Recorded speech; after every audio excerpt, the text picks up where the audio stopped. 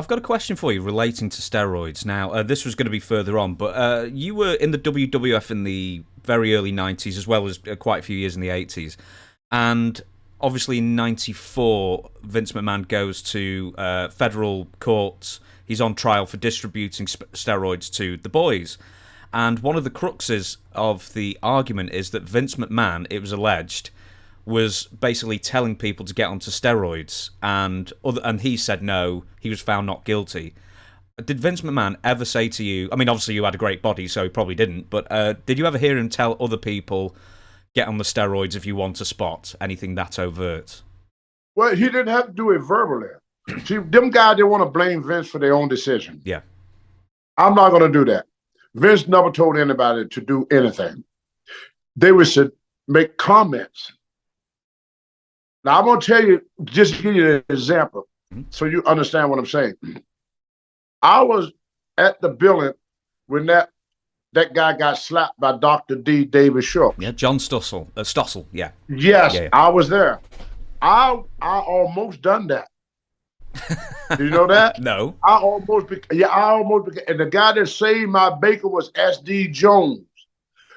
Vince come in the dressing room, and he said, we got this guy walking around asking people, is wrestling fake? It would be nice if somebody would take care of him. And then he walks out. That's how they do it. Said, I wish I had more guys with that type of body. You know, the only guy that I know that told someone to do something, it was Tito Santana and Jim Barnett. Me and Tommy Rich would get high and we go in the ring and go wild. Jim Barnett went to Tito Santana and said these words, Tito, you should do drugs like Tommy Rich and Tony Atlas, so you go in the ring and go wild. They would make suggestions. They wouldn't actually, they're not stupid enough to actually tell you. They would hint towards it. So everybody, like I say, wrestling is an individual sport.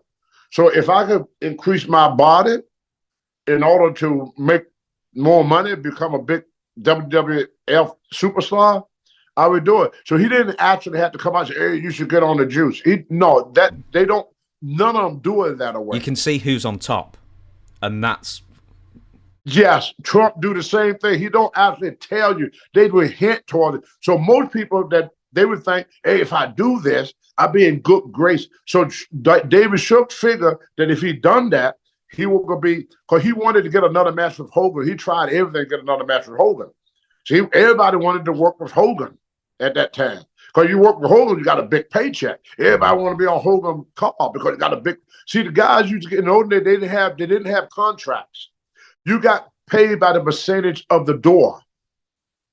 You understand? Yeah. Just like Ric Flair used to get 8% of the door. You know, guy would get certain percentage according to where you are on the card. Yeah. So the higher you are on the card, the bigger your payday were. The lower you was on the card, the lower your payday. But they had a guarantee, like a limit that they would, you would get the guarantee no matter what the house was. Most guys had a guarantee that they was guaranteed this amount of money.